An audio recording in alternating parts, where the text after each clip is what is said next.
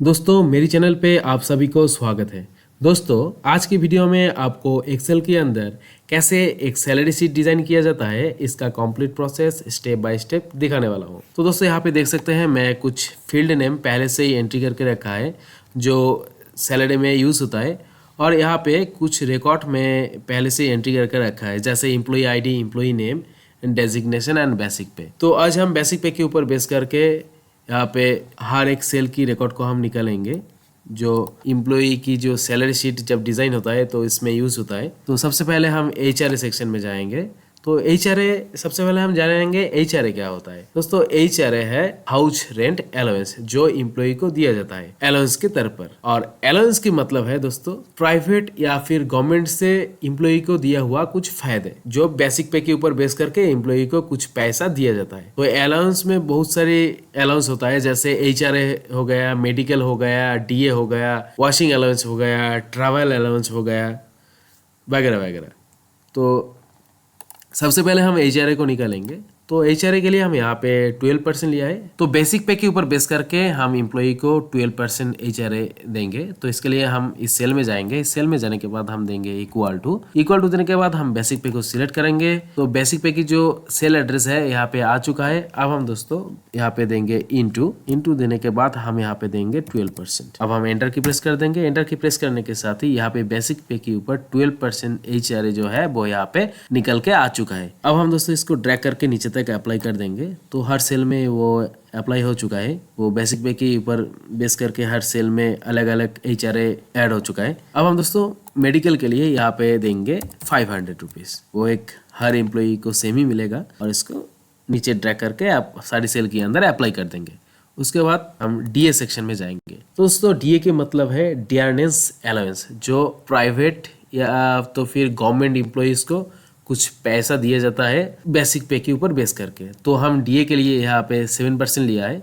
तो बेसिक पे के ऊपर एम्प्लॉय को 7% डीए मिलेगा। इसके लिए हम इन सेल में जाएंगे। सेल में जाने के बाद हम देंगे इक्वल टू देने के बाद हम बेसिक पे को लेंगे, उसके ऊपर हम देंगे इंटू 7% ऐड करके एंटर की प्रेस कर देंगे। तो यहाँ पे 7% जो डीए है वो यहाँ पे आ चुका है। अब हम दोस्तों इसको ड्रैग करके नीचे तक अप्लाई कर देंए। अब हम जाएंगे डब्ल्यूए पे।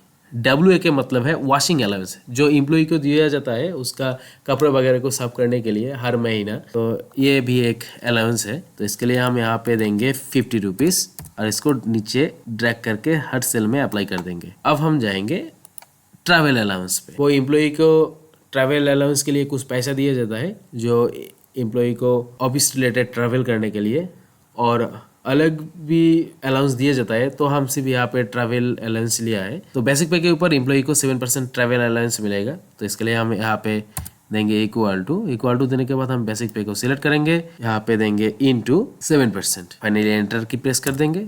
तो एंटर की प्रेस करने के साथ ही यहाँ पे ट्रैवल अलाउंस जो है वो यहाँ पे आ चुका है। अब हम दोस्तों इसको ड्रैग करके हर सेल में अप्लाई कर देंगे। तो यहाँ पे हर एक एम्प्लॉय की बेसिक पे के ऊपर बेस करके उसका HRA, medical, DA, washing allowance and travel allowance जो है वो यहाँ पे निकल के आ चुका है।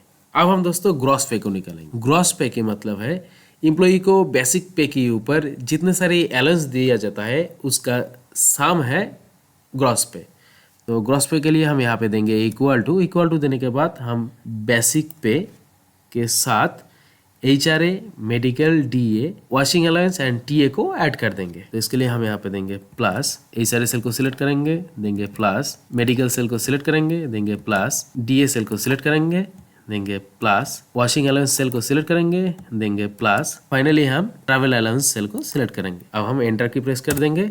तो हमारी ग्रॉस पे जो है वो यहाँ पे आ चुका है। अब हम दोस्तों इसको ड्रैग करके नीचे तक अप्लाई कर देंगे। तो यहाँ पे एम्प्लॉय की बेसिक पे है 35,400 रुपीज़, और उसको बेसिक पे के साथ कुछ अलाउंस मिला के उसका ग्रॉस पे हुआ है 45,154 रुपीज़। अब हम दोस्तों एम्प्लॉय की बेसिक पे के ऊपर कुछ डिडक्शन करेंगे जैसे पी टैक्स की मतलब है प्रोफेशनल टैक्स, जो एम्प्लॉय की सैलरी की बेसिक सैलरी के ऊपर बेस करके ये डिडक्ट होता है। उसके बाद है ईएसआई, उसके बाद है पीएफ। तो सबसे पहले हम पी टैक्स को निकालेंगे। पी टैक्स के लिए हम यहाँ पे कुछ कंडीशन अप्लाई करेंगे। तो सबसे पहले हम पी टैक्स सेल में जाएंगे, यहाँ पे हम देंगे इक्वल टू देने के बाद हम यहाँ पे लिखेंगे इफ, ब्रैकेट देंगे। ब्रैकेट देने के बाद हम बेसिक सेल को सिलेक्ट करेंगे। उसके बाद हम यहाँ पे देंगे ग्रेटर देन इक्वल टू लिखने के बाद हम यहाँ पे लिखेंगे एक कंडीशन 40,000। अगर एम्प्लॉय की बेसिक पे 40,000 या फिर 40,000 की ऊपर है तो एम्प्लॉय को 200 रुपए पी टैक्स देना पड़ेगा। इसके लिए हम यहाँ पे 200 लिखा है। अब हम देंगे कॉमा देने के बाद हम यहाँ पे और 3 कंडीशन यहाँ पे अप्लाई करेंगे। तो टाइम बचाने के लिए मैं इफ से शुरू करके कॉमा तक इसको कॉपी कर लूंगा और यहाँ पे हर एक कंडीशन के लिए यहाँ पे फॉर्मूला को पेस्ट करूंगा। तो अब मैं यहाँ पे फॉर्मूला को पेस्ट करता हूँ और यहाँ पे मैं दूसरा कंडीशन लिखता हूँ। दूसरा कंडीशन है अगर एम्प्लॉय की बेसिक पे 25,000 या तो फिर उसकी ऊपर है तो इसके लिए एम्प्लॉय को 150 रुपए पी टैक्स देना पड़ेगा। फिर से और एक कंडीशन हम यहाँ पे लिखेंगे, अगर एम्प्लॉय की बेसिक पे 15,000 है या तो फिर इसके ऊपर है तो एम्प्लॉय को 130 रुपीज पी टैक्स देना पड़ेगा। कॉमा के बाद हम फिर से फॉर्मूला को पेस्ट करेंगे। यहाँ पे हम लिखेंगे अगर एम्प्लॉय की बेसिक सैलरी 10,000 या फिर उसके ऊपर है तो इसके लिए एम्प्लॉय को 110 रुपीज पी टैक्स देना पड़ेगा। अगर एम्प्लॉय की ग्रॉस सैलरी 10,000 की नीचे है तो इसके लिए एम्प्लॉय को कुछ पी टैक्स नहीं देना पड़ेगा। तो इसके लिए हम यहाँ पे देंगे 0 और जितने सारी इन फॉर्मूला के अंदर हम ब्रैकेट ओपन किया है इसको हम क्लोज कर देंगे। तो हम यहाँ पे 4 ब्रैकेट को ओपन किया है इसलिए हम यहाँ पे 4 ब्रैकेट को क्लोज कर देंगे। ये पहला, ये दूसरा, ये तीसरा, ये चौथा। फाइनली एंटर की प्रेस कर देंगे तो हमारी पी टैग जो है वो यहाँ पे आ चुका है।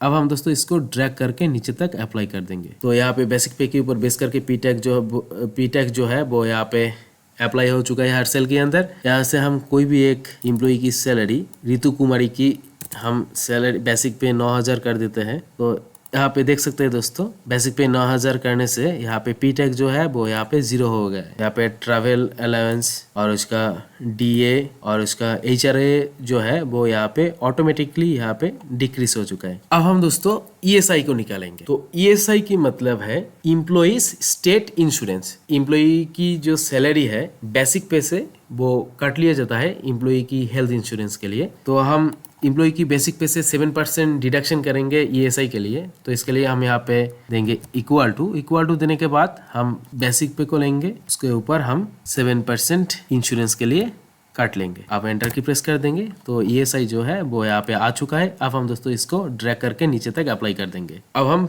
PF को निकालेंगे। PF की मतलब है प्रोविडेंट फंड। तो PF के लिए हम यहाँ पे 12% लिया है। जो बेसिक पे के ऊपर 12% एम्प्लॉय की प्रोविडेंट फंड के लिए हर महीने पैसा कटेगा। जब एम्प्लॉय रिटायरमेंट की टाइम आएगा तब रिटायरमेंट के बाद ये पैसा सूद समेत एम्प्लॉय को वापस मिलेगा। प्रोविडेंट फंड जो है वो एम्प्लॉय की पास से हर महीने काट लिया जाता है कुछ परसेंटेज करके। जब एम्प्लॉय की रिटायरमेंट होता है तब एम्प्लॉय को इस पैसे के साथ हर महीने कंपनी या फिर गवर्नमेंट कुछ पैसा ऐड करते हुए जाता है। फाइनली जब रिटायरमेंट होता है एम्प्लॉय को एक बड़ा सा अमाउंट मिलता है जो एम्प्लॉय की काम में आता है, वो है प्रोविडेंट फंड। तो प्रोविडेंट फंड को निकालने के लिए हम यहाँ पे इन सेल में जाएंगे।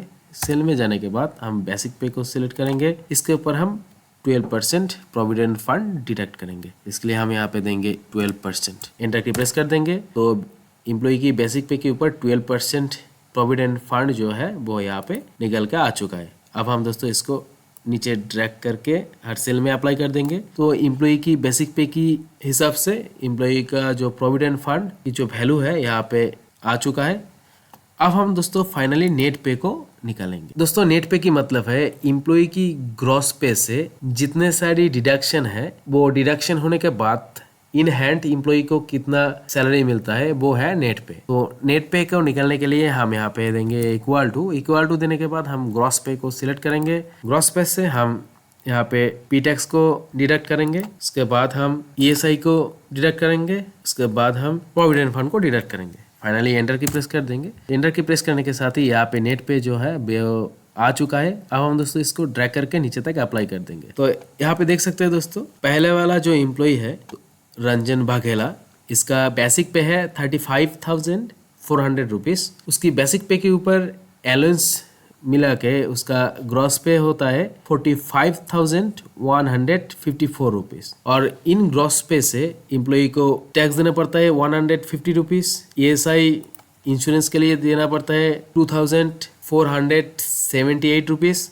और उसका PF के लिए देना पड़ता है 4,248 रुपीज। ये सारे डिडक्ट होने के बाद उसका इन हैंड सैलरी मिलता है 38,278 रुपीज। तो ये है नेट पे। तो दोस्तों ये थी एक सिंपल सा प्रोसेस। इन प्रोसेस को फॉलो करके आप इजीली एक्सेल के अंदर एक सैलरी शीट डिजाइन कर सकते हो। तो आज के लिए इतना ही। अगर वीडियो आपको अच्छा लगे तो लाइक कर देना, और कोई भी क्वेरी है तो कमेंट सेक्शन में कमेंट कर देना, और चैनल पे नए हो तो चैनल को सब्सक्राइब कर देना। Thank you.